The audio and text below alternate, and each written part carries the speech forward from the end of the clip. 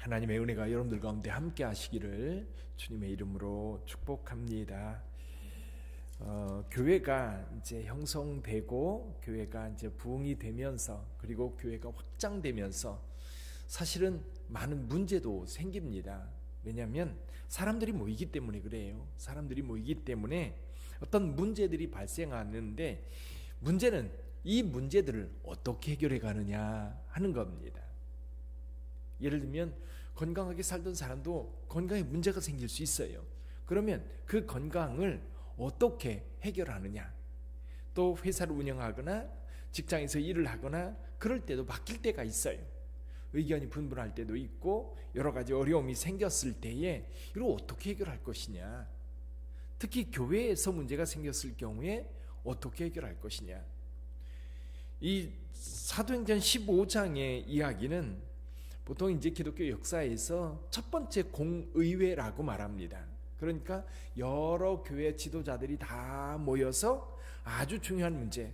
근데 실은 초대교회는 이런 공교회, 공의회의 모임은 대개는 신학적인 문제였어요. 그러니까 왜냐하면 그럴 수밖에 없는 게 뭐냐면 지금 유대인들 중심으로 해서 기독교가 형성됐는데 이 유대인들 중심에서 이방인들에게로 복음이 넘어가면서 이걸 해석을 잘해야 돼요. 해석을 잘못하면 기독교뿐만 아니라 모든 것이 마찬가지예요. 본질을 잃어버리게 되고 뿐만 아니라 목적에서 벗어나게 돼요. 근데 오늘 여기 유대인들의 입장과 이방인의 입장, 우리는 유대인들의 입장을 무조건 비판할 수만은 없어요. 왜냐하면 지금 기독교가 지금 설교를 다 보면 베드로의 설교, 스데반의 설교, 바울의 설교 전부 다 지금 예수 그리스도의 사건은 구약서부터 이어오는 거예요. 아브라함의 선택, 모세의 율법, 그리고 다윗, 그리고 이스라엘 역사 속에서 선지자들이 어떻게 하나님의 말씀을 전해왔는지 이런 것들이 쭉 이어져서 결론적으로 오늘 예수 그리스도의 사건까지 이어졌다고 설교하고 있어요.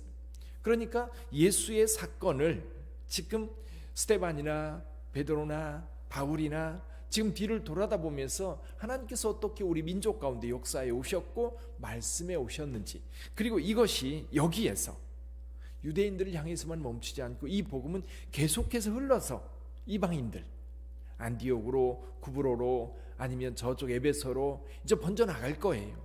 그럼 이 번져나갈 때 입장을 분명하게 정리해야 했었습니다. 그러니까 여기 지금 유대로부터 내려온 형제들, 이 사람들이 가르쳤던 내용은 그겁니다. 이들이 예수님 부정하지 않아요. 당연히 예수님을 구세주로 믿었어요. 그런데 유대인들이 지금까지 모세율법을 지켜왔고 다윗의 그 전통과 그리고 왕실이 지켜져 왔고 이런 성경의 예언자들의 사건들이 계속 쭉 이어져 왔다면 지금도 그 이어지는 유대인들을 향한 어떤 관습이라든지 어떤 율법이라든지 이런 것들도 계속 유지돼야 맞을 것 같은 거예요. 이게 이제 여기 유대로부터 내려온 이 유대주의적 기독교, 유대주의적 기독교를 주장하는 유대인 무리들, 특히 율법에 강력하게 그 입장을 가지고 있던 바리새계 기독교인들입니다.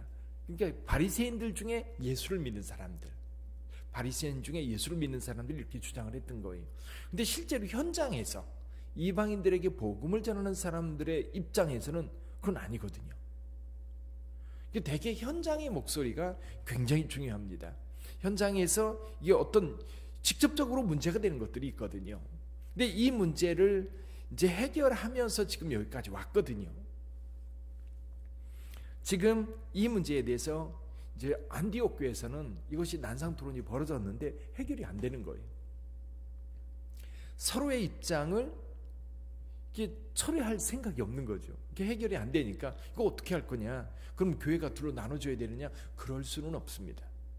그래서 이 사람들이 이제 동일하게 이쪽 주장 대표자들을 뽑아가지고 예루살렘으로 보냈어요. 상급 교회라고 볼 수 있지요. 그리고 보다 더 본질적인 그리고 교회 탄생이 이루어졌던 예루살렘 교회로 보내서 거기에서 이 문제를 해결하는 과정을 오늘 본문의 말씀에서 설명을 하고 있어요. 자, 우선 그들이 예루살렘 교회 전체가 모여서 회의를 하고 있는데 가장 중요한 것 가운데 하나가 뭐냐면 난상 토론이에요. 여기 그 7절에 보면 많은 변론이 있은 후에 아마 서로 자기 주장에 대해서 입장을 분명하게 이야기했을 겁니다. 그리고 많이 토론했다는 얘기는 뭐냐면 충분히 이야기를 들었다는 얘기예요. 교회에서 목소리 큰 사람이 이긴다고 그러잖아요. 그러면 안 됩니다. 이게 자기 목소리 소리가 커가지고 막 주장하면 다른 사람들이 할 말을 못하면 마음에 응어리 가져요.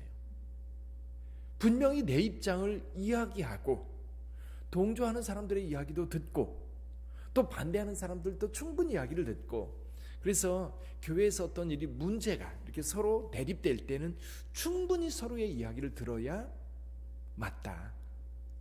또 한 가지는 뭐냐면 현장에 있는 사람들의 이야기를 들어야 돼요. 현장에 있는 사람들, 우선 현장에서 일하던 사람들, 여기 보면 베드로와 바나바가 12절에 보면 자기들이 복음을 전하면서 어떻게 하나님이 역사하셨는지 사건적으로 이야기를 합니다. 구브로에서 어떤 일이 벌어졌는지, 바보에서 어떤 일이 벌어졌는지, 루스드라에서 어떤 일이 벌어졌는지 이야기하는 거예요. 근데 가만히 듣다 보니까 어때요? 예수님께서 행하던 일들이 그대로 지금 이루어지고 있는 거예요. 베드로를 통해서 이루어졌고 바울을 통해서 지금 계속 이루어지고 있다면 이 역사는 지금 계속해서 흘러가고 있는 거지 여기서 막을 수는 없다는 거예요. 그러면서 베드로가 자기 경험을 다시 한번 여기서 이야기합니다. 무슨 일이 있었습니까? 고넬료의 집에 갈 때 하나님께서 이렇게 보여줬죠. 하늘로부터 보자기를 이렇게 내려주는데 그 보자기 안에 각종 유대인들이 볼 때에 더러운 것들이에요. 부정한 것들이에요. 근데 하나님께서 이걸 잡아먹으라. 베드로가 말합니다. 저는 지금까지 이런 부정한 짐승을 먹어본 적이 없습니다. 지금 유대인들의 생각이에요, 이게. 그러니까 베드로도 유대인들이 지금 이야기하는 것을 똑같이 생각하고 있었던 겁니다. 그러니까 하나님께서 잡아먹으라. 내 부정한 것을 먹을 수 없습니다. 그래도 하나님께서 내가 깨끗하게 한 것을 부정하다 하지 말라. 그러면서 잡아먹으라고 얘기하는 거예요. 근데 이런 말씀이 3번 있은 후에 보자기가 올라가고 그리고 고넬료가 보낸 사람들을 만나게 되지요. 고넬료 얘기를 들은 베드로가 이 꿈을 생각하면서 고넬료의 집에 가서 복음의 말씀을 전하는데 예루살렘에서 그들에게 임하였던 성령의 능력이 그 온 집에 있는 사람들에게 임하는 거예요. 그거를 보면서 베드로는 더 이상 다른 생각할 수가 없는 거예요. 똑같이 예루살렘 마가다락방에서 임했던 성령이 지금 이방인 고넬료의 집에 임하는 이 사건, 이건 하나님의 성령이 지금 유대인뿐만 아니라 이방인도 똑같이 대하고 있구나라고 하는 것을 베드로는 이미 경험으로 알고 있었던 겁니다. 그래서 그 얘기를 쭉 하고, 그리고 지금 바나바와 바울이 현장에서 있었던 사건들을 이야기하고 최종적인 결론을 누가 내리느냐면 예수님의 형제 야고보입니다. 13절에 보니까 말을 마침에 야고보가 대답하여 이르되, 야고보. 그런데요, 이 야고보는 굉장히 율법적인 사람입니다. 그리고 기도를 많이 하는 분이고, 그러다 보니까 초대교회에서 이 야고보에 대한 존경은요 대단했습니다. 유대인의 입장에서 봐도 율법적으로도 존경할 만한 사람이고, 그리고 기독교적 입장에서도 그는 예수님의 형제로 존경할 만한 사람이었던 겁니다. 근데 그가 결론을 내려요. 여기 어떻게 결론을 내리냐면 선지자의 말씀을 통해서 이방인들에게도 복음이 열렸다. 이미 선지자들을 통해서 말씀해 주셨는데 우리가 지금 그것을 계속해서 율법적으로 읽고 있지 않냐. 그 말씀에 우리가 순종해야 된다라고 결론을 내려요.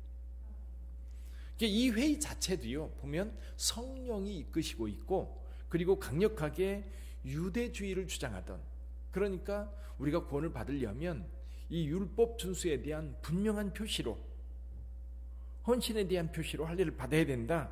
이방인들은 받을 필요가 없다. 이 두 주장이거든요. 근데 유대주의적 입장을 주장하던 그들도 이 성령이 이끄시는 거에 대해서 순종합니다. 이게 굉장히 중요해요. 끝까지 자기 주장하는 게 아니에요. 성령께서 이끄시는 거에 순종하여 모든 교회가 일치를 받던 겁니다.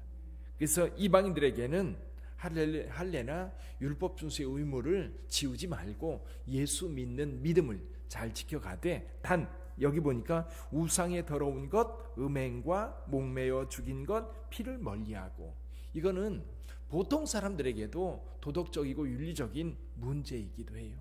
그런 세상 사람들에게도 덕이 될 수 있는 그런 행동을 해야 되는데, 유대인으로서 지켜야 할 그것을 꼭 지키라고 말할 수는 없다. 그것을 지키라고 하지 말고 그들이 도덕적으로는 건전하고 예수를 잘 믿으면 되지 않겠냐, 이렇게 결론을 내렸던 거예요. 저는 오늘 이 말씀을 보면서 성령이 이끄시는 교회, 저희 빛된 교회도 성령이 이끄시는 교회가 되기를 원합니다. 사람들의 주장은 있지만 결국 성령의 인도하심에 순종하고 그 성령이 이끄시는 대로 가면 결국 하나님의 역사가 이루어집니다. 그래서 빛된 교회 모든 성도들은 어떤 모임에서든지 지금 성령께서 우리와 함께하고 있고 성령의 음성에 귀 기울일 줄 아는 그런 교회가 되기를 주님의 이름으로 축원합니다. 기도하겠습니다.